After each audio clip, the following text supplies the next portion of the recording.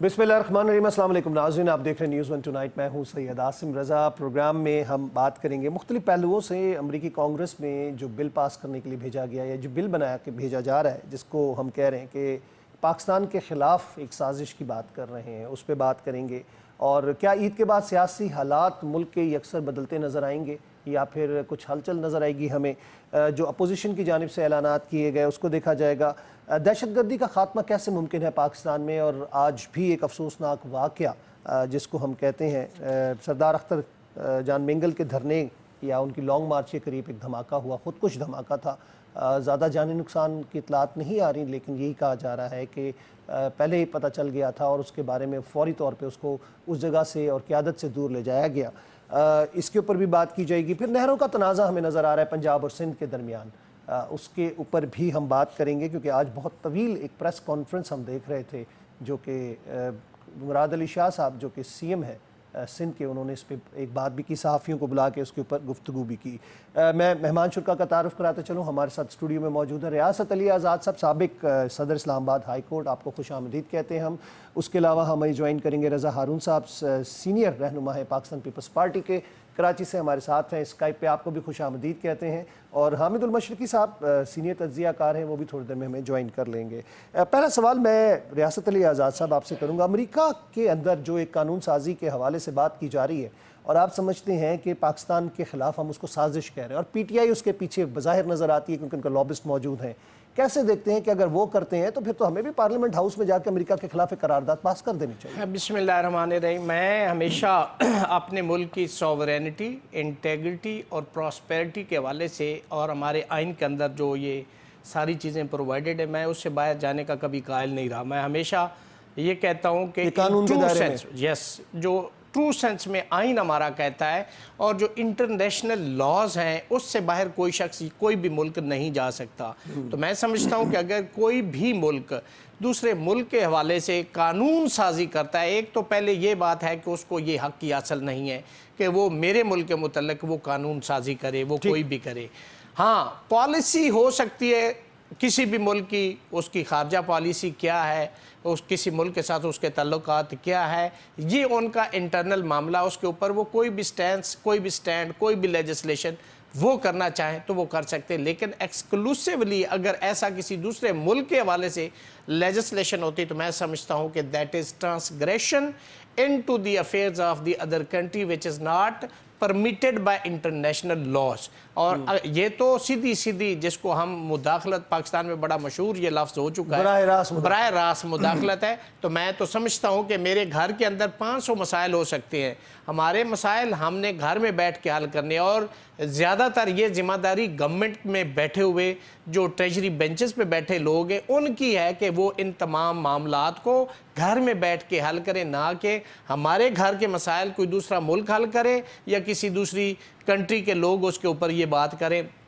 मैं तो इसके हक़ में नहीं हूँ। ऐसा अगर होता है तो पाकिस्तान की गवर्नमेंट जो इस वक्त मौजूद है उसको कोई मानता है नहीं मानता, जैसी भी है, उस हवाले से ये स्टांस तो वो ले सकते हैं और उस पर अपना मौक़िफ़ वो देंगे। लेकिन बीइंग स्टूडेंट ऑफ लॉ मैं समझता हूँ कि किसी मुल्क को दूसरे मुल्क के हवाले से लेजिस्लेशन करने का कोई अख्तियार नहीं है। जी, जो विल्सन और जिम्स वर्नी ने ये जिसे कह सकते हैं ना कि बिल पेश किया था, इसके ऊपर बात करेंगे। रज़ा हारून साहब, आपको क्या लगता है कि सियासी तनाजुर में पाकिस्तान के जो मौरूज़ी हालात हैं उनके मुताबिक हम ये देख रहे हैं कि एक जमात जो है वो हर हद से गुजरती जा रही है, बजाय अपने इख्तलाफात को अंदरून खाना इस मुल्क के अंदर हल करने के बजाय?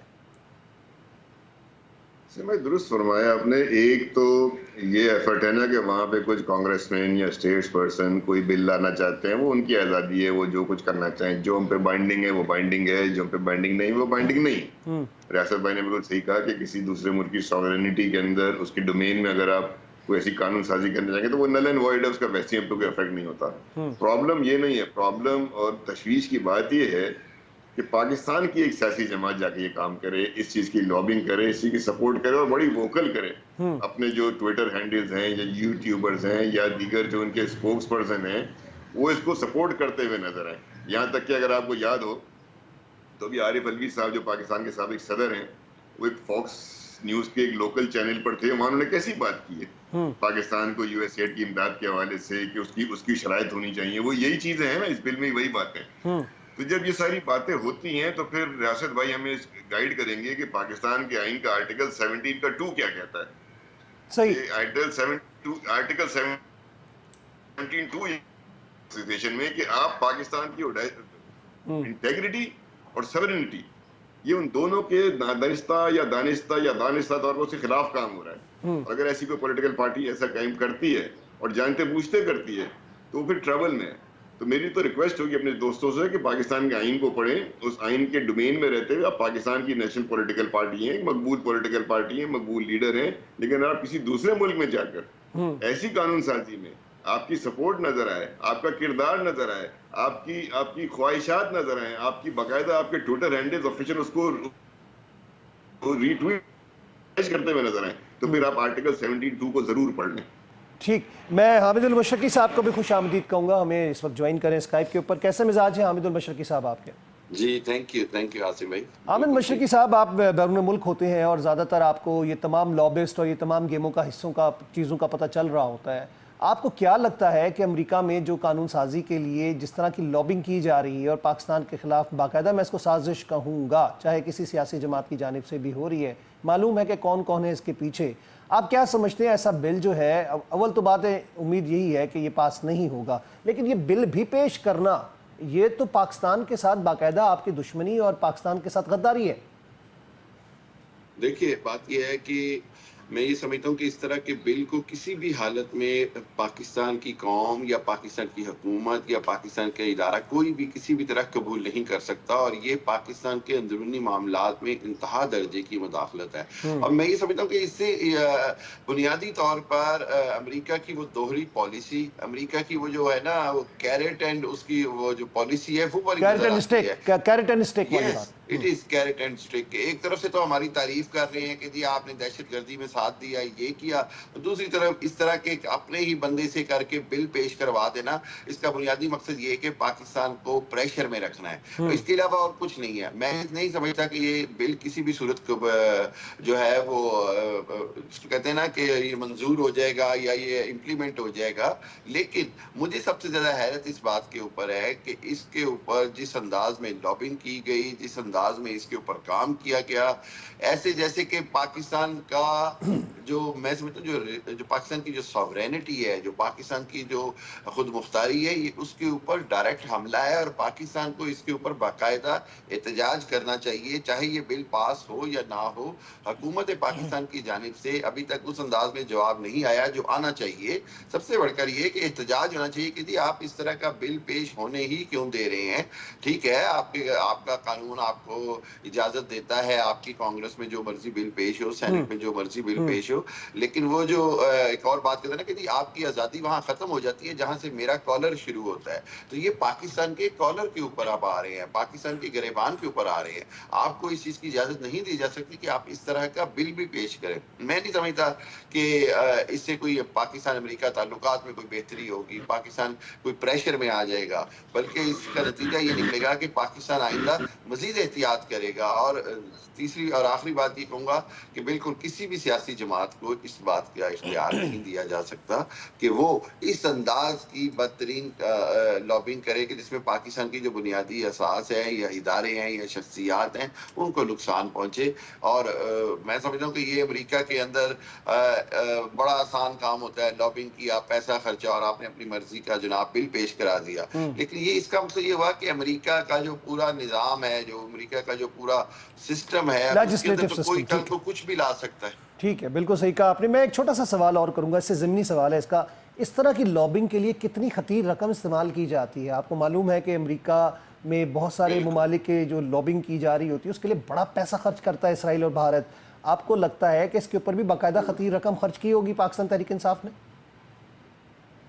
دیکھیے رقم تو بالکل خرچ ہوئی ہوگی, اور یہ تحریک انصاف تو یا میں کسی کا نام نہیں لوں گا, لیکن بہرحال کہیں نہ کہیں وہ کہہ رہے جی کو ڈاکٹرز کی ایسوسیشن ہے انہوں نے یہ کیا, جبکہ اس کے پیچھے دیکھا جائے تو وہاں پہ لابسٹ ہمارے جو ہیں پی ٹی آئی کے وہ ماشاءاللہ وہاں پہ ہوتا یہ ہے کہ اگر تو وہ پولیٹیکل ایجنڈا ثابت ہو جاتا ہے تو اس کے اوپر تو وہ پیش ہو ہی نہیں سکتی ہے. یہ تو باقاعدہ کسی بھی فرنٹ کے اوپر کوئی تنظیم ہوگی, بیک اینڈ کے اوپر کوئی اور چیز ہوگی, اس کے ذریعے یہ لابنگ کی جاتی ہے. اور سب سے بڑھ کر یہ میں بار بار یہ کہتا ہوں کہ اگر امریکہ کا نظام اس طرح کا ہے تو کل کو امریکہ میں تو کوئی بھی تحریک لے آئے گا جی کہ اچھا جی آج سے ٹرمپ کو صدر نہیں ہونا چاہیے, اچھا جی آج سے ٹھیک, انگلینڈ بالکل کے صحیح مدعا ہے, کر دو. لیکن یہ رقم والا مقصد مسئلہ یہ بڑا doesn't make مشکوک ہے, sense. یہ رقم والا مسئلہ جو ہے بڑا مشکوک ہے. اس لابنگ کے لیے پیسے انڈیا دے رہا ہے, اسرائیل دے رہا ہے, کہیں نہ کہیں سے تو فنڈنگ آ رہی ہے. میں آؤں گا ریاست علی آزاد صاحب آپ کی طرف ایک مرتبہ پھر. قانون سازی سب کا حق ہے, ہر ملک اپنے ملک کے اندر کر سکتا ہے, جو چاہے وہ لکھے, king can do no wrong, وہ والی بات آ جاتی ہے. آپ کو پتا ہوگا جب ہم اسٹڈیز کرتے ہیں لا پریکٹس کے حوالے سے تو وہاں پہ یہ لکھا جاتا ہے, برطانیہ کے حوالے سے بات ہوتی ہے. لیکن اس کا امپیکٹ کیا ہو سکتا ہے؟ دیکھیں یہ لیجسلیشن یو این او کا جو مینیفیسٹو ہے اس کے خلاف ہے, یو این او کا جو چارٹر ہے اس کے خلاف ہے, جو انٹرنیشنل کنونشنز ہے اس کے خلاف ہے. یہ تمام چیزیں, یہ وہ آج سے 200 سال یا 300 سال پہلے کی بات نہیں ہے کہ آپ نے کسی ملک پہ جا کے قبضہ کر لیا تو وہ ٹیریٹری آپ کی ہوگی. آپ ساری چیزیں ڈٹرمن ہو چکی ہیں, ڈیسائیڈ ہو چکی, each and every thing by virtue of legislation. اور یو این او کو جیسے میں نے چارٹر اور مینیفیسٹو کی بات کی, اس کے اندر یہ ساری چیزیں ڈٹرمن ہو چکی ہیں. یہ درست ہے کہ پاکستان کے اندر اس وقت ایک حقیقت ہے کہ اس وقت پولیٹیکل وکٹمائزیشن ہو رہی ہے. اس ملک کے اندر اس وقت مس یوز آف لا ہو رہا ہے, مس یوز آف اتھارٹی ہو رہی ہے. اس ملک کے اندر عدالتیں اس وقت مینج اور منور ہیں, پیکا ایکٹ مس یوز ہو رہا ہے, بے روزگاری ہے, مہنگائی ہے. ان تمام چیزوں کے باوجود میں سمجھتا ہوں کہ جو کچھ امریکہ کرنا چاہتا ہے نا بائی ورچو آف لیجسلیشن, اس کی قطعی طور پہ اجازت نہیں ہے. یہ ہمارے گھر کے مسائل ہیں, یہ ہماری اپوزیشن اور گورنمنٹ کو بیٹھ کے ان مسائل کا حل نکالنا چاہیے. جب تک یہ سارا سسٹم اس طرح سے چلے گا جو کہ اس وقت میری ذاتی رائے میں سٹیگننٹ ہو چکا ہے اور اس کی وجہ سے بہت سارے معاملات جو ہیں وہ رک چکے ہیں, اس کی طرف آپ کو موو فارورڈ کرنے کے لیے بیٹھ کے سلوشن, کوئی بھی مسئلہ ایسا نہیں ہے جس کا بائی ورچو آف ڈائلاگ یا بات چیت سے حل نہ نکلتا ہو. یہ میں سمجھتا ہوں کہ ہمارے جو سیاستدان ہیں جس کے اوپر قوم دیکھ رہی ہے, یہ ان کی اولین ترجیح اور ذمہ داری ہے کہ ان مسائل کو اور ملک کو اس دلدل سے نکالیں. اس کا حل صرف جیسے کہ پاکستان کے اندر اس وقت جو دہشت گردی ہے نا, یہ کوئی چھوٹا سا مسئلہ نہیں ہے جس کی وجہ سے آپ کی لالیسنس ہو رہی ہے, آپ کا ملک کے اندر رول آف لا, آپ کے ملک کے اندر نظام زندگی اور معیشت برباد ہو رہی ہے. اس کا حل کیا ہے کہ آپ دیکھیں اپوزیشن اس ملک کی ہے نا, عمران خان اس ملک سے تعلق رکھتا ہے, وہ پارٹی اس ملک کی پارٹی ہے. ہمارے ملک کی تمام پولیٹیکل پارٹیز ہمیں بہت عزیز ہیں اور بہت قابل احترام ہیں. انہوں نے اس ملک کو چلانا ہے, اس ملک کے اندر لیجسلیشن انہوں نے کرنی ہے, اس ملک کے تمام انتظام انصرام کو لے کے انہوں نے چلنا ہے. یہ ان کے اوپر آج اگر کوئی اور شخص بیٹھ کے اگر اپنا ایجنڈا ان سے کروا رہا ہے تو کل کو ذمہ داری اور اگر بلیم کیا جائے گا تو سیاستدان ہی ہوں گے. یہ انہیں سوچنا ہے کہ یہ چونکہ اس کا اگر کوئی پازیٹیو ایفیکٹ آتا ہے پھر بھی ہمیں کریڈٹ جاتا ہے, اگر نیگیٹو آتا ہے تو اس کا جو ڈسکریڈٹ ہوگا وہ بھی ہمارے بالکل ایسی ہے, بالکل ایسی ہے. میں بریک کی طرف بڑھوں گا, اگلے مسئلے اور اگلی بات کے اوپر بات کروں گا جس میں ہم سندھ اور پنجاب کے درمیان پانی کی تقسیم کے حوالے سے بات اور آوازیں سن رہے ہیں. اور ایک بڑی طویل پریس کانفرنس ہم نے دیکھی آج مراد علی شاہ صاحب کی. ہم لیتے وقفہ, اس کے بعد دوبارہ ملتے ہیں. ویلکم بیک ناظرین, ایک دفعہ پھر خوش آمدید کہیں گے. آپ کا پروگرام نیوز ون ٹونائٹ میں بات ہم کریں گے پانی کی تقسیم کا ایشو اس وقت نظر آ رہا ہے. ہم ایک دفعہ کالا باغ ڈیم کے حوالے سے بھی بڑی باتیں سنی گئیں, بل پاس ہوئے, کچھ تحریکیں پیش کی گئیں صوبائی اسمبلیوں میں اور وہ نہیں ہو سکا. ابھی اس وقت ہم دیکھ رہے ہیں کہ سندھ کے حوالے سے پھر ایک کانشیس موو ہو رہی ہے اور اس کے اوپر باقاعدہ طور پر سندھ کے اندر نہ صرف مظاہرے شروع ہوئے ہیں بلکہ وفاق کے ساتھ ساتھ پنجاب کا سندھ کے ساتھ جو ہوگا وہ رابطے کے حوالے سے بات کی جائے گی کہ اس کے اوپر کیا سیاست کھیلی جا رہی ہے, کیا واقعی میں ضرورت ہے ہمیں. ہم NFC ایوارڈ ہوتا دیکھ نہیں رہے, یہ زرداری صاحب کے زمانے میں ایک دفعہ ہوا, اس کے بعد دوبارہ ہم دیکھتے ہیں کہ ابھی تک نہیں ہوا, ایکنک کا اجلاس ابھی تک نہیں ہوا. میں رضا ہارون صاحب آپ سے اس پہ سب سے پہلے سوال لینا چاہوں گا کہ آپ سمجھتے ہیں کہ یہ جو نہروں کا مسئلہ چھڑا ہے یہ باقاعدہ ایک سوچی سمجھی سازش ہے یا اس کا واقعی میں مقصد ہے کہ جس کے ذریعے ہم پاکستان میں کچھ پانی کی تقسیم کے ساتھ ساتھ کچھ زرعی آبادی یا زرعی زمینوں کی کاشت کے حوالے سے بات کر رہے ہیں؟ اسم بھائی, سازش تو نہیں کہوں گا میں, اور نہ میں کسی کی انٹینشنز پہ شک کروں گا. یقیناً انٹینشنز یہی ہوں گی کہ پاکستان کے اندر زراعت کے شعبے کو ترقی دی جائے, نئے جدید طریقے جو ہیں جس میں کارپوریٹ فارمنگ, ڈرپ اریگیشن کے سسٹم ہوتے ہیں اس کو استعمال کر کے وسیع اور علاقہ جو آپ کا قابل کاشت نہیں ہے اس کو قابل کاشت بنایا جائے. तो इंटेंट पे तो, नियत पे तो, प्रोजेक्ट के कॉन्सेप्ट पे तो कोई शक व शुबा नहीं है। प्रॉब्लम जाता है जब उसकी आप एग्जीक्यूशन के लिए तरीकेकार तय करते हैं और तरीकेकार के अंदर आप cross provinces, inter provinces resources के अंदर आप हाथ डाल देते हैं, और जब आप वहाँ हाथ डालते हैं उन रिसोर्सेज के अंदर, तो उसमें सबसे मुतनाज़ा मामला जो है पानी की तकसीम है, हमेशा से रहा है। पानी की तकसीम जो अपर राइपेरियन से आती है, यानी ऊपर से आके लोअर की तरफ आ रही होती है, तो लोअर एंड पे तो आप बेशक किनाज निकालने फर्क नहीं पड़ता, इसलिए कोई लोअर एंड से आगे उसने जाना कहीं नहीं है। लेकिन अगर अपर राइपेरियन पे आप कोई कनाल निकालते हैं तो वो लाजमी तौर पे लोअर एंड वाले को उसका नुकसान होगा, उसको खमियाजा भुगतना पड़ेगा। तो बेहतर तरीका ये होता, जो आज मुराद अली शाह साहब ने भी कहा, आसिफ ज़रदारी साहब ने जॉइंट सेशन से खिताब करते हुए कहा, बिलावल भुट्टो साहब ने अपनी तकारीर में कहा, कौमी असम्बली के फ्लोर पर कहा कि ये जो आप 6 किलाने निकाल रहे हैं, इसको सिंध के अवाम यकसर मुस्तरद करते हैं। और फिर उन्होंने साथ में तजवीज़ भी दी कि इसमें मुशावरत का अमल चूंकि आपने नहीं किया है, आप क्रॉस इंटर प्रोविंशियल रिसोर्सेज को के अंदर आप है वो एक प्रोजेक्ट करने जा रहे थे, लेकिन आपने CCI का जो आईनी फोरम है उसका इस्तेमाल नहीं किया। तो ये तमाम चीजें इसको कंट्रोवर्सी को मजीद जो है वो उलझा रही हैं। जल्द से जल्द वजीर आजम को जो है वो CCI का इजलास बुलाना चाहिए, ताकि वहाँ तमाम सूबों के सरबराहान, मुतल्लिका अफसरान, मुतल्लिका वज़रा बैठे वजीर आजम की निगरानी में काबीना के साथ और इस बात का फैसला करें। ठीक है, यानी आप ये कह रहे हैं कि इसको मुशावरत के साथ साथ इस बात का फैसला करेंगे, लेकिन साथ साथ मैं रियासत अली आज़ाद साहब बात करूंगा कि वसाइल की तकसीम के हवाले से NFC अवार्ड और दूसरा कानूनी जो हमारे नुकात मौजूद हैं, कमीशंस बने हुए हैं, ये अचानक से ये मामलात आते हैं, हम कानूनी लिहाज से इसको किस तरह देखेंगे कि आप वसाइल की तकसीम के हवाले से एक चीज़ मरबूत अंदाज में आपने एक फ़ैसला किया हुआ है और उसको आप छेड़ेंगे तो उसके नताइज क्या निकलेंगे? देखिए आसिम भाई, आइन के अंदर एक एक चीज़ को एड्रेस किया गया। जो 1973 का आइन है, 26वीं तरमीम से पहले का एक बेहतरीन आइन है, उसको हम हमेशा अप्रिशिएट भी करते रहे। इससे पहले आपने कितने तजर्बे आइन के किए, वो जो 1935 इंडिया एक्ट आपने फॉलो किया, कॉन्स्टिट्यूशन वो फेल हो गया, 56 का, 62 का, सब फलाव। जुल्फ़िकार अली भुट्टो को ये क्रेडिट जाता था कि उन्होंने एक यूनानिमसली एक आइन इस मुल्क को दिया था। उसके अंदर ये तमाम चीज़ें डिसाइड एंड डिटर्मिन है। होता क्या कि जब आप beyond the scope and limitation आप जाते हैं, कोई अपनी ज़ाती विश, विल और विम को आप ऑप्ट करते हैं, तो फिर से ये कबातें पैदा होती हैं। देखिए आपने कालाबाग डैम मुशर्रफ के दौर में, मैंने उसकी मिसाल दी ओपनिंग में। मैं इसलिए कह रहा हूँ कि जितने भी डैम बने ना पाकिस्तान के अंदर, वो सारे मार्शल लॉ डिक्टेटर के दौर में बने हैं, इसलिए कि उन्होंने बाय हुक कारकरों को डंडे के जोर पे करवा लिया। हमारे सियासतदान क्या करते हैं, इतना पोलिटिसाइज कर देते हैं एक चीज को कि वो फिर सूबे, फिर सुबाइयत, फिर अच्छा उस पे चले, अच्छा काम भी वो रुक जाता है, उसको भी वो फिर ना होने के करीब लेके चले जाते हैं। मैं समझता हूं कि जो डिटर्मिनेशन आइन के अंदर दी गई है, इसको बिल्कुल पोलिटिसाइज ना करें, वरना जैसे काला डैम का हशर हुआ है, यहाँ पे कालाबाग डैम का हुआ है, यही यहाँ पे भी होगा। आपस में बैठे और आइन के अंदर दिया हुआ है बिल्कुल एज पर लॉ। अगर आप तकसीम और ये सारी चीजें करते हैं तो देखिए एक चीज सबसे जो बेहतरीन है वो ये है कि जो चीज in the interest of nation है, in the interest of country है, तो उसके लिए मैं सिंधी हूं, पंजाबी हूं, बलोची हूं, मैं कोई एक, तो इस चीज को आप बिल्कुल एक साइड पे रख दें। ये हमारा मुल्क है। अगर सिंध को फायदा हो रहा है किसी चीज से तो मुझे बहुत खुशी है, बलोचिस्तान का फायदा हो रहा है मुझे बहुत खुशी है, हमारे KP का हो रहा है मुझे बहुत खुशी है, पंजाब का हो रहा है, लेकिन किसी की हक तलफी करके करना ये ज्यादती है। लेकिन इसका हल आइन के अंदर दिया गया, आप आइन को फॉलो करो, ये मसाइल नहीं आएंगे। जब आप इसको आइन से बालातर की चीजों को आपने कमीशन बनाया, उसके अंदर फार्मूला, उस फार्मूले से आप बाहर ना जाए तो कोई मसला ही नहीं। रियासत अली आज़ाद साहब, इसको एड्रेस करने वाली जो इजलास के लिए कमेटियां होती हैं या जो सेशंस है या जो प्रोसीजर के तहत उनको बनाया गया, हम उसको देख रहे हैं, उनके ऊपर ना NFC अवार्ड के ऊपर बात हो रही है, एक्निक का इजलास अभी तक नहीं हुआ।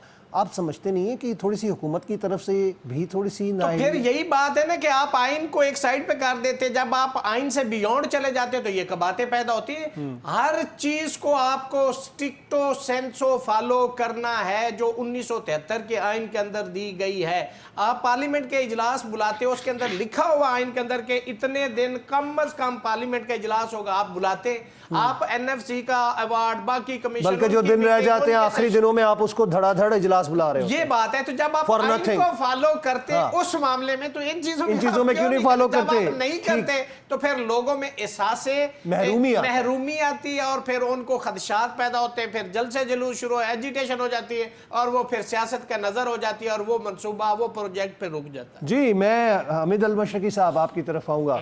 اس طرح کے موضوعات اور باتیں جب ہوتی ہیں پاکستان کے اندر, ہم پاکستان میں جو مقیم لوگ ہیں وہ تو اس کو سہ بھی لیتے ہیں اور اس کو برداشت بھی کر رہے ہوتے ہیں, لیکن جو ایک امپیکٹ ہمیں بیرونی دنیا میں جاتا ہے اس کے اندر یہی نظر آتا ہے کہ شاید یہ جو سیاسی طور پر عدم استحکام ہے یہ پاکستان کا سب سے بڑا مسئلہ ہے. بلکہ میں تو یہ کہتا ہوں کہ پاکستان کا سب سے بڑا مسئلہ پاکستان کے وسائل ہی پاکستان کے مسائل ہیں.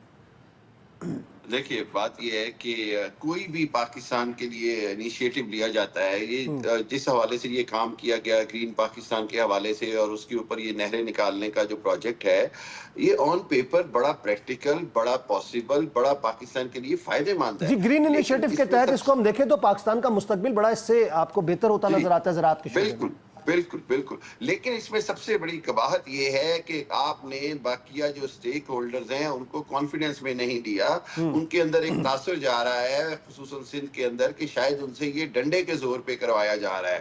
دیکھیے بات یہ ہے کہ پاکستان کا جو پاکستان کی جو وفاقی اکائی ہے وہ ان 4 صوبوں اور کشمیر اور ان کے اوپر مشتمل ہے. تمام اکائیوں کی رضامندی کے ساتھ کوئی بھی اقدام کرنا جو ہے وہ میں سمجھتا ہوں ملک کی بقا کے لیے بڑا ضروری ہے. ایک اور چیز ہے وہ یہ کہ بالکل آن پیپر ہم نے بلکہ اسٹڈی کیا اس کو ابھی NSW کے اندر, تو انہوں نے بڑی مزے کا کہ کتنا لاکھوں جو کروڑوں کیوسک واٹر ہے وہ سمندر میں چلا جاتا ہے جو کہ یوٹیلائز ہوگا. تو اس کے حوالے سے میں نہیں سمجھتا کہ اس کے اوپر کوئی بلکہ حامد المشرقی صاحب میں آپ کو آرگومنٹ بتاؤں جو بھارت کی جانب سے کشن گنگا ڈیم کے حوالے سے جو انٹرنیشنل کورٹ آف جسٹس میں دیا گیا تھا وہ یہی کہا تھا کہ کتنا ہی کروڑوں کیوسک پانی جو ہے وہ سمندر برد ہو جاتا ہے, پاکستان کے پاس اپنے ڈیم کیوں نہیں ہے وہ بنائے. تو یہ آرگومنٹ وہاں پہ بھی آیا تھا. بالکل ایسی ہے. تو اس کو پاکستان اپنے ریسورسز کو اگر استعمال کرنے کے لیے کوئی پالیسی بناتا ہے تو وہ اور کوئی انیشیٹو لیا جاتا ہے تو وہ بہت اچھا ہے. لیکن جہاں پر تحفظات کی بات ہے وہاں پر بنیادی تحفظات کیا ہوتا ہے کہ جی آپ سے ریاست کو یا پاکستان کو جو اس سے فائدہ ہوگا اس کے وسائل کی تقسیم کا فارمولہ. بنیادی طور پر اگر میں سمجھتا ہوں کہ حکومت ہر حالت میں اس کو ممکن اگر بنانا چاہتی ہے تو اس کو اس کے لیے سندھ کے عوام اور جو حکومت ہے اس کے ساتھ مشاورت کرنی ہوگی, فارمولہ وہ تو پیپلز پارٹی یہی کہہ رہی ہے نا کہ ون سائیڈڈ آپ کیسے کر سکتے ہیں, آپ نے اس کو کیسے امپلیمنٹ کرنا ہے, یہی بات تو پیپلز پارٹی کہہ رہی ہے. کوئی بھی کام بغیر مشاورت کے, بغیر ان کو رضامندی کیے سٹیک ہولڈرز کے لیے بغیر کرنا جو ہے وہ ڈکٹوریل ہوتا ہے. ڈکٹوریل کا کام جو ہے وہ ڈیموکریسی کے اندر نہیں ہو سکتا اور یہ حکومت کے لیے خود بہت بڑا چیلنج بن جائے گا, حکومت کی اپنی کمزوری ہو جائے گی. سو بنیادی طور پر میں سمجھتا ہوں کہ جیسے آپ بھی کہہ رہے ہیں کہ NFC ایوارڈ کی بات ہو رہی ہے, باقی وسائل کی خصوصاً پانی کا جو مسئلہ ہے اس کے اندر میرا خیال یہ کہ ہمیں ہر حالت میں سندھ کی بات سننی چاہیے اور ان کو قائل کرنا چاہیے کہ اس سے جو سندھ کی جو زمینیں ہیں ان کے بے آباد کاری میں فائدہ ہی ہوگا, بلکہ اس کے اندر کمی نہیں آئے گی. جو ان کا جو آرگومنٹ ہے کہ شاید اللہ نہ کرے سندھ کی جو کاشتکاری ہے اس کو نقصان پہنچے گا, تو آن سائنٹیفک بنیادوں پر اس سے آرگومنٹ کیا جائے کہ اس سے ان کی کاشتکاری کو یا ان کی جو زمین ہے اس کو کوئی نقصان نہیں پہنچے گا. میرا خیال یہ ہے کہ بنیادی طور پر دونوں طرف سے اس کے اوپر باقاعدہ scientific, logical and open minded research کی ضرورت ہے اور اس کے بعد اگر جو فیصلہ ہوگا میرا خیال ہے وہ پاکستان کے لیے ہونا چاہیے, پاکستان کی بہتری کے لیے ہونا چاہیے. اور سندھ ہو یا پنجاب ہو یا KP ہو یا بلوچستان ہو, صوبوں کو اپنے حد تک سوچنے کے ساتھ ساتھ سب سے پہلے پاکستان کا سوچنا ہوتا ہے اور ایسا ہی ہوتا آیا ہے. سو یہ کہہ دینا کہ جی صرف ڈکٹیٹر کے ہی رول میں اس طرح ممکن ہے, میں نہیں سمجھتا. اگر حکومت اچھی ایفرٹ کرے, پیپلز پارٹی کے ساتھ ان کا اتحادی حکومت ہے تو اتحادی حکومت ایک دوسرے کی بات مانتے ہیں, سنتے ہیں, اور اگر یہ اتحاد جی بالکل صحیح ہے. میرا خیال یہ ہے. میں اس پہ مزید بات کرتا ہوں. رضا ہارون صاحب, آج ایک بڑا اہم سوال کیا گیا اور بڑے سینئر صحافی انہوں نے مراد علی شاہ صاحب سے پریس کانفرنس میں سوال کیا. انہوں نے کہا کہ کیا آپ اپنا جو الحاق, انہوں نے لفظ استعمال کیا, میں اس کو الحاق ہی کہوں گا, کہ حکومت جو وفاق میں ہے اس کے ساتھ قائم رکھیں گے اگر یہ معاملہ آپ کا خراب ہوا, یعنی کہ جو پانی کی تقسیم کا معاملہ ہے.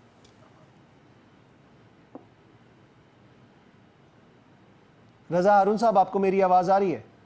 جی انہوں نے سوال کیا تو جواب کیا دیا انہوں نے؟ انہوں نے جو جواب دیا تھا وہ تو چھوڑے، ان کا یہ مفروضات کے اوپر میں سوالوں کے جواب نہیں دیتا، لیکن میں پھر بھی بات آپ نے اپنا جواب دینا ہے. آپ اپنا بتائیں. دیکھیں نا، میں اس بات کو سمجھتا ہوں کہ ایک نہایت ہی سنگین نوعیت کا مسئلہ ہے اور سندھ میں بہت ریزینٹمنٹ ہے اور لوگ نہریں نہیں بننے دیں گے. یہ میں آپ کو صحیح بتا رہا ہوں، یہ نہریں فال آؤٹ. سر میں بالکل آپ کی بات سے متفق ہوں. سندھ کی عوام اس چیز کو برداشت نہیں کرے گی. میں یہ کہہ رہا ہوں کہ اس کا فال آؤٹ کیا ہوگا؟ کیا حکومت توڑ دیں گے آپ لوگ؟ اس سے اتحاد سے نکل جائیں گے؟ نہیں، یہ فیصلہ تو لیڈرشپ کرے گی نا عاصم بھائی. یہ رضا ہارون تو نہیں کریں گے، نہ مراد علی شاہ صاحب کریں گے. ایشو بہت سنگین ہے. اس سنگین ایشو پہ میکسیمم ایجیٹیشن ہو رہی ہے. پریزیڈنٹ صاحب کہہ رہے ہیں، سندھ کا چیف منسٹر کہہ رہا ہے، پارٹی کا چیئرمین کہہ رہا ہے. اگر ان سب باتوں کو نظر انداز کریں گے وزیر اعظم شہباز شریف صاحب، تو پھر ظاہر ہے کانسیکوینسز تو ہوں گے نا. اب وہ کیا کانسیکوینسز ہوتے ہیں، کیسا ری ایکشن آتا ہے، یہ فیصلہ کرنا لیڈرشپ کا کام ہے. ہم ایک لفظ استعمال کرتے ہیں نا، نادیدہ قوتیں. تو بات یہ آتی ہے نا کہ کہیں نہ کہیں جا کے کوئی چیز کو سم اپ کرنے کے لیے کوئی نہ کوئی بیچ میں میڈیٹر تو آئے گا.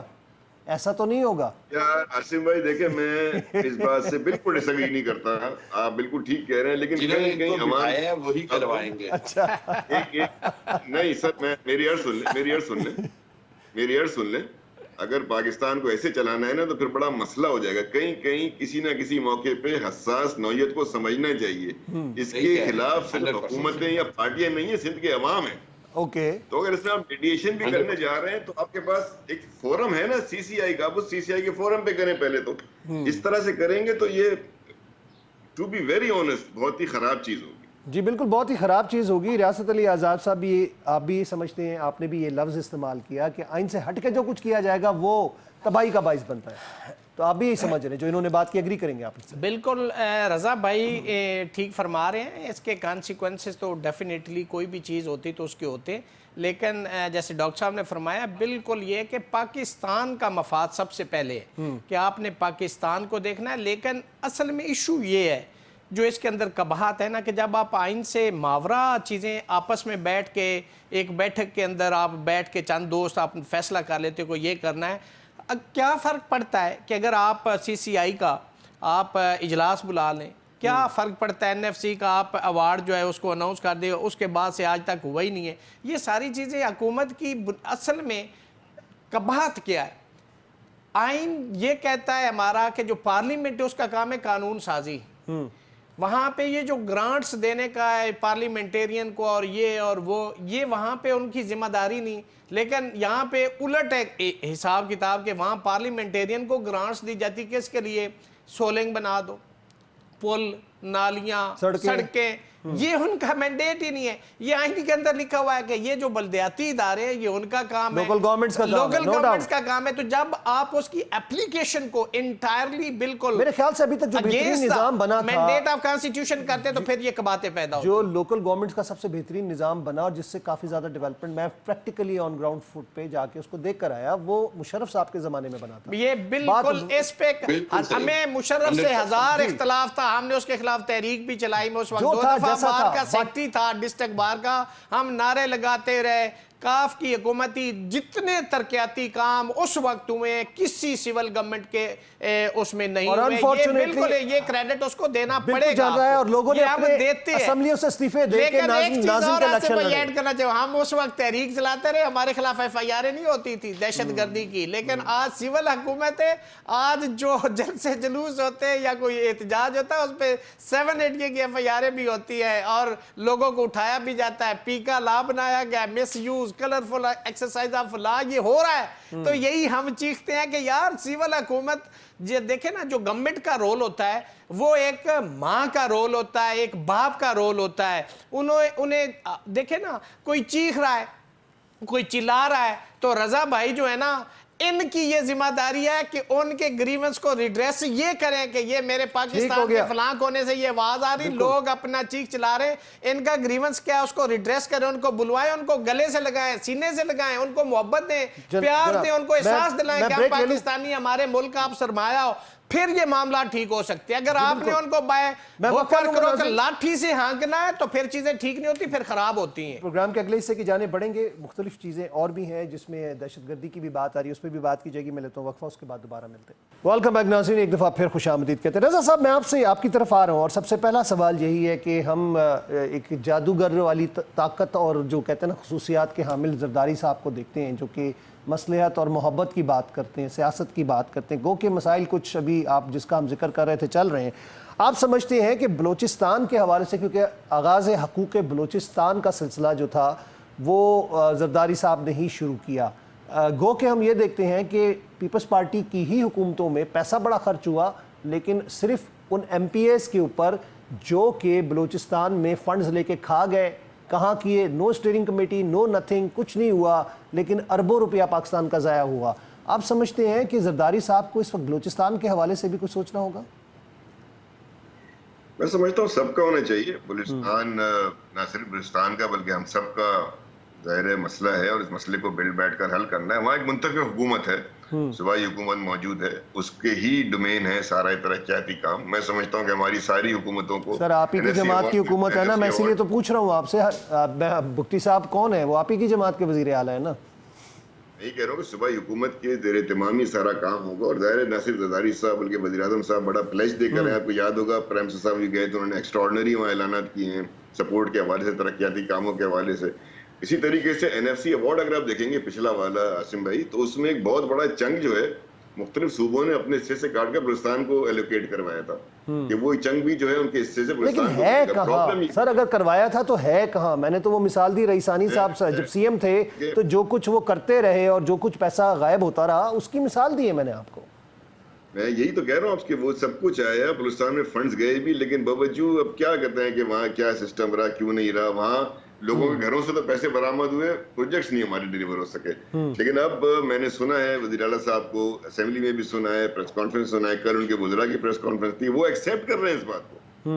उनके वुज़रा ने खड़े होकर एक्सेप्ट किया कि हाँ करप्शन की शिकायत रही, हाँ हमारे फंड्स मिसयूज हुए हैं और यहाँ करप्शन के इशू रहे, लेकिन वो इन सबको मानते हुए आगे काम करने के लिए पुरज़म दिखाई दिया। और इस वक्त क्योंकि वो सूबा टेररिज्म का शिकार है आसिम, और टेररिज्म जो है वहाँ का अव्वलीन एजेंडा है जिसको मीट करना है पूरे मुल्क ने मिलकर। इस वक्त मैं चाहूंगा हमारी सारी सपोर्ट प्रोविंशियल गवर्नमेंट के साथ होनी चाहिए। हम उसको जितना प्रेसिडेंट साहब हो गए, प्राइम मिनिस्टर साहब हो गए, सब मिलकर पूरी कौम, एक तो वहाँ दहशतगर्दों से मुकाबला हो रहा है उसमें उनको सपोर्ट करें, दूसरा जो डेवलपमेंट वर्क है उनके उसमें उनको मैक्सिमम सपोर्ट करनी चाहिए। बिल्कुल सही। और उनकी जो डिमांड्स हैं उसको भी देखें तो बात वही आती है कि उनके वसाइल जहाँ के वहाँ के वसाइल जो हैं वो बहुत ज़्यादा हैं, मसाइल उस वसाइल से ही जुड़े हुए हैं जिस पे वो अपना शेयर भी मांगते हैं, उसकी भी बात का इशू है ना। जी बिल्कुल, जी बिल्कुल। प्रॉपर होगी। अख्तर मेंगल साहब के भी काफिले पे आज बड़ा अफसोसनाक वाकया हुआ है और उसमें शाहिद रिंद साहब ने कहा है, तर्जुमान बलूचिस्तान ने कहा है कि खुश आइन बात है कि सरदार अख्तर मेंगल और उनकी जमात के लोग महफूज हैं। सरदार अख्तर मेंगल और उनकी जमात से अभी अपील है कि हुकूमत से बैठकर डायलॉग करें और ये डायलॉग के जरिए ही मसले हल हो सकते हैं। जी बिल्कुल, मैं अब इस बात को मज़ीद आगे लेके चलता हूँ। बात आती है जब इस चीज़ के हवाले से कि डायलॉग्स के ज़रिए मसले का हल करना है। आबिदुल मशरिकी साहब, भारत बहुत पैसा लगा रहा है और भारत की ही खुली दस्तंदाजी हमें नज़र आती है से बलूचिस्तान के अंदर, BLA, BRA और जितना भी हमने नेटवर्क देखा। आप समझते हैं कि इस वक्त हमें पॉलिटिकली बलूचिस्तान को पहले मजबूत करना है और उसके साथ फिर उसके मसाइल को भी हल करना है?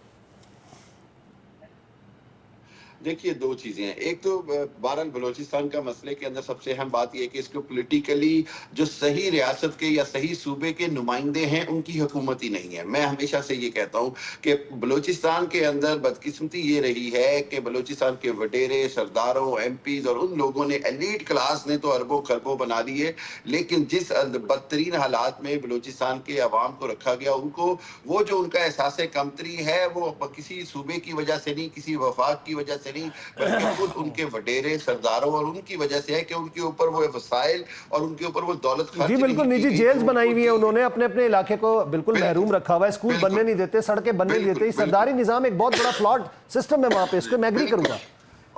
بالکل. اور دوسری چیز یہ کہ اس سب کے نتیجے میں جو ایک بہت بڑی کمزوری نظر آئی وہ یہ کہ دشمن کو بڑا آسانی سے موقع مل گیا کہ وہ پینیٹریٹ کر سکے, اس کمزوریوں سے فائدہ اٹھائے, اور اس کے اندر بدقسمتی سے ہمارا افغانستان کا جی لاسٹ 30 سیکنڈز ہیں حامد المشرقی صاحب, میں چاہوں گا اس کو وائنڈ اپ کریں. دوسرے بارڈرز ہیں اور بھارت کو ہمیں ایکسپوز کرنا ہوگا اس کی دہشت گردی کو, اس کی انوالومنٹ کو, اور اس کے بنا جو ہے وہ پاکستان کے لیے مشکل ہوگا. اور پاکستان کلبھوشن یادیو کے باوجود ہمارے پاس موجود ہے, ہمیں اس کو اور ڈیٹیل میں اس کو ایکسپوز کرنا ہوگا. میں آپ کی طرف آؤں گا.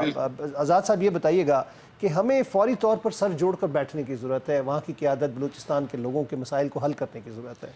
بالکل درست ہے. وہاں پہ دیکھیں مسائل تو ڈیفینیٹلی وہاں پہ دیکھیں, یہ کاف کے دور میں مسلم لیگ کاف کی گورنمنٹ میں چودھری شجاع صاحب گئے تھے, انہوں نے حقوقے, اور آصف زرداری صاحب نے بھی وہاں پہ بلوچستان کا وہ کیا تھا, لیکن اس پہ کیا ہوا, وہاں پہ کچھ نہیں ہوا آج تک. کرپشن آپ دیکھیں بلوچستان میں, بلکہ ایک جہاز کھڑا تھا سی ایم کا, اس کو کہا گیا کہ ریپلیس کر دیں, دوسرا چاہیے ہمیں. کتنی تھی اور اس کی تقسیم پہ اس سے زیادہ اخراجات, یعنی داڑھی سے مونچھیں بڑھ گئی, یعنی زکوٰۃ جتنی تقسیم کرنی تھی, تقسیم کے لیے 64 ممبر اسمبلی تھے, ایک کو چھوڑ کے سارے وزیر تھے. تو بات یہ ہے کہ جب تک آپ کے اندر یہ ول نہیں ہوتی نا, یہ سول جو گورنمنٹ ہوتی نا, دیکھیں بلوچستانی کے جتنے بھی باسی ہیں, بلوچ ہیں, ہمارے بھائی ہیں, ہمارے سر کا تاج ہے, ہمارے ماتھے کا جھومر ہے, گلے کی مالا ہے.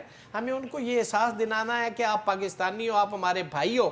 جو لوگ وہاں پہ دہشت گرد ہیں اور جو وہاں کے محب وطن پاکستانی ہیں, ان دونوں کو الگ الگ ٹریٹ کرنا ہے. ایک چھڑی سے آپ سب کو ایک ہی سٹیٹمنٹ, ہمارے کچھ دوست ایسے, یہ بڑا کیئرفل اور بڑا سینسٹیو معاملہ ہے, سٹیٹمنٹ دیتے ہوئے بھی آپ کو 10 مرتبہ اس کو ویٹ کر کے پھر آپ کو کوئی بیان دینا. جب آپ ایک فلو میں آ کے ایک ایسا بیان داغ دیتے ہیں تو وہ لوگ ہرٹ ہوتے ہیں. ہمیں ان کے جذبات کا احساس کرنا ہے, ہمیں ان کو یہ احساس دلانا ہے کہ بلوچستان کے بغیر پاکستان نامکمل ہے. بلوچستان نو ڈاؤٹ, جی ٹھیک ہے نا, جب تک یہ احساس آپ ان کو نہیں دے دیتے, آپ نے ان کو یہ احساس دلانا ہے کہ میں اگر پنجاب سے ہوں تو میرے سے زیادہ محب وطن اگر ہے تو وہ بلوچ کا شہری ہے, بلوچستان کا شہری ہے, وہ بلوچ ہے, وہ وہاں پہ بگٹی ہے, وہ کاکڑ ہے, ایکسیپٹ وہ لوگ جو کہ دشمنوں کا بیانیہ لے کر آئے ہیں, ان کو ان کا تعلق نہیں ہے بلوچستان سے, ٹریٹمنٹ الگ نہ وہ کریں بلوچ ہیں, اور ان کو محبتیں بانٹیں, ان کو سینے سے لگائیں, ان کو آنکھوں کی پلکوں پہ بٹھائیں, ان کو احساس دلائیں. یہ رضا بھائی چونکہ ماشاءاللہ وہاں سندھ میں بیٹھے ہیں, ان کی حکومت بھی ہے, یہ ان کے زیادہ قریب ہے, یہ ان کو یہ زیادہ احساس دلا سکتے ہیں. بہت شکریہ رضا صاحب, آپ کا بہت بہت شکریہ, تھینک یو ویری مچ. آپ نے اپنا پروگرام میں ٹائم دیا اور اپنے خیالات کا اظہار کیا. حامد المشرقی صاحب ہمارے ساتھ موجود تھے اسکائپ کے اوپر, ان کا بہت بہت شکریہ. ریاست علی آزاد صاحب آپ کا بہت بہت شکریہ. ناظرین, پروگرام کا وقت ختم ہوا چاہتا ہے, لیکن بات آتی ہے ملکی وسائل اور ملکی مسائل کے حوالے سے. گورننس اتنی اچھی نہیں ہوتی, بات یہ ہے کہ اس کو امپروو کیا جاتا ہے. گورننس کے بہت سارے مسائل ہوتے ہیں, کسی بھی صوبے کی بات کریں یا وفاق کی بات کریں یا اوور آل ملک کی بات کریں, اس کے لیے جو ہمارے پاس وسائل ہوتے ہیں اس کو دیکھتے ہوئے اور بیرونی جو ہمارے اوپر دباؤ ہے جس کو ہم IMF بھی کہتے ہیں, اس کو بھی دیکھتے ہوئے ہمیں اپنی چیزوں کو مینیج کرنا ہے. اگر آپ اچھے مینیجر ہوتے ہیں تو حکومت اچھی چلتی ہے اور اس کے اندر آپ کو تعریف بھی ملتی ہے, تنقید بھی ملتی ہے. تنقید برائے تنقید نہیں ہونی چاہیے, تنقید برائے اصلاح ہونی چاہیے, میں اس چیز کا قائل ہوں. لیکن ابھی بھی بہت سارے مسائل ہیں جن کو دیکھنے کی فوری طور پہ ضرورت ہے. میں چاہوں گا آپ سے اجازت, اللہ نے کے بعد.